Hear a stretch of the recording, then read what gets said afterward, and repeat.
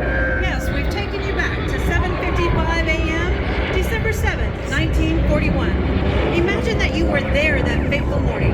It started off as a peaceful Sunday morning just like this, over 80 years ago, in Pearl Harbor and Hickam Field, on the Hawaiian island of Oahu. Our entire naval base has awakened, with most of the fleet peacefully anchored within the experienced the roar of the engine and the sounds of the bombs as the Imperial Japanese Navy sent the first wave of 189 fighters and bombers from Japan's first air fleet, led by Japanese Captain Kushida.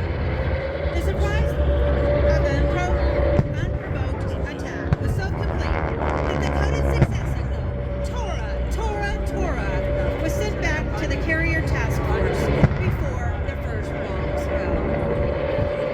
A single remote radar station had spotted the incoming raiders, but mistook them for a flight of B-17s due in for the mainland. The B-17s arrived, and like Americans, found themselves in a war that had not yet been declared. The attack was from the Japanese aircraft carriers Akagi, Akaga, Kiru, Soru, and the two new carriers, the Shokuku and the Suikuku. The plan was simple: destroy the Pacific Fleet. The raid lasted for a little over 2 gruesome hours. When the first bombs began to fall, pilots all over the island jumped into action. At Wheeler Field, Lieutenant Philip Rasmussen woke to the sound of bombs, jumping out of bed, strapping on a .45 caliber pistol over his purple pajamas, and ran to a working Curtiss P-36 Hawk, just like the one you saw take off to join the flight to defend our country. Right here, right in front there, the zeros on his tail. He was joined by 4 more P-36 pilots: Lewis Sanders, Harry Brown, Gordon Sterling, and Malcolm Mike Moore. They took off to engage the attacking Japanese and managed to shoot down a few of the Japanese Zeros, Valves, and Kates. The number of enemy aircraft were incredibly overwhelming. Meanwhile, elsewhere on the island, Kenneth Taylor and George Welsh were just returning from an all-night dinner, dance, and poker party.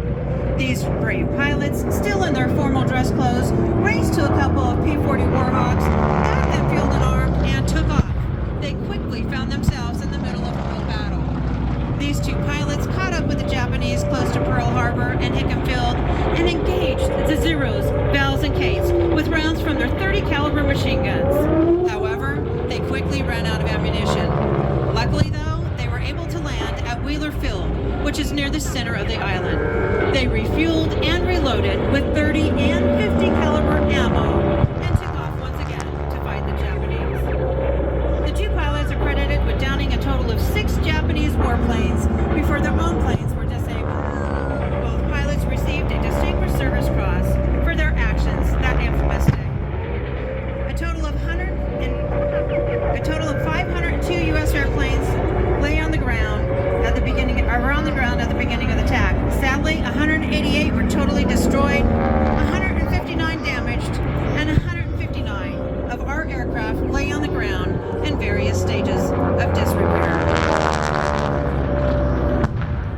The first wave of 189 Japanese Zeros, Valves, and Kates hammered Hawaii for almost an hour. Then came the second wave of an additional 171 aircraft to continue the strafing, bombing, and dropping of torpedoes for yet another 70 minutes. That's a total of 360 enemy warplanes. As the attack proceeded at Pearl Harbor and Hickam Field, the devastation was just horrifying. On the eastern edge of Fort Island, in the center of the harbor, 9 battleships lay at berth: the California, Oklahoma, West Virginia, Tennessee, Maryland, Nevada, Pennsylvania, Utah, and the Arizona. Luckily at the time, our 3 Pacific aircraft carriers were out at sea. First, the Japanese hit with K torpedo bombers. The initial wave of Kates hit 5 of our battleships: the Oklahoma, California, Nevada, West Virginia, and the Utah. These Kates were specially equipped with shallow-running torpedoes specifically designed for the attack on Pearl Harbor. You see, the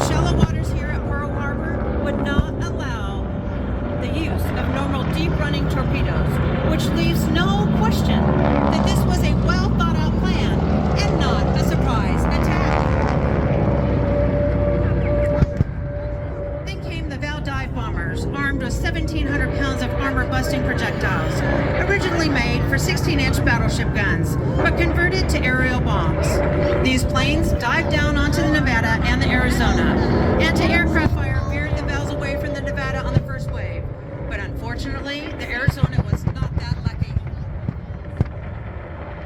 A bomb stabbed the Arizona through her forward magazines and exploded, torching off more than 1 million pounds of gunpowder. Sailors on the Nevada watched in horror as the Arizona jumped 20 feet in the air and broke in two, forever entrapping 1,178 American servicemen in an underwater tomb. The ship sank in less than 3 minutes. And still today, she remains at the bottom of the harbor in a watery grave, crying black tears as a reminder to all of those who lost their lives that Kate torpedo bomber right there front and center, dropping torpedoes. Zero, the gray airplane right here in front of you, attacking, dropping bombs. And here comes our American P-36 Warhawk, flying through, chasing, getting into the fight. At Marine Air Corps Station Iwa, Private First Class Melvin Thompson was on guard duty when 9-0s attacked the base. He stepped out of his guard shack, drew his .45 caliber pistol, and began firing on the enemy airplanes. A Japanese pilot, Yoshio Shiga, saw Thompson firing back at them, and years later, Shiga remembered Thompson's tenacity and fighting spirit, describing the Marine as the bravest American I've ever seen. All over the island, soldiers were bringing their weapons to bear in the fight. Anything they could get working. Their .45 caliber pistols or Springfield rifles, and in some cases, our soldiers were able to get 30 and 50 caliber belt-fed machine guns into action, bringing down numerous marauding Japanese Zeros, Valves, and Kates.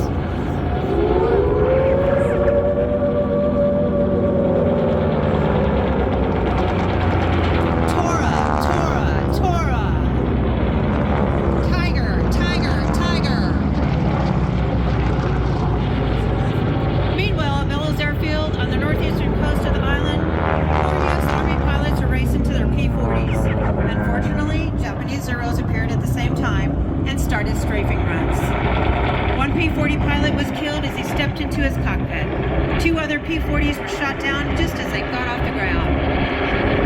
The flight of 12 B-17s coming from the mainland finally arrived and immediately attacked by the Zeros.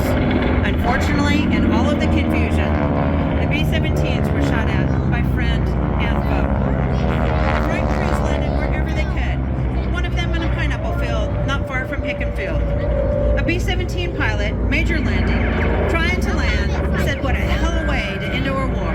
Out of gas, unarmed, and no place to land. Amazingly though, 8 of the B-17s actually made it to Hickam Field.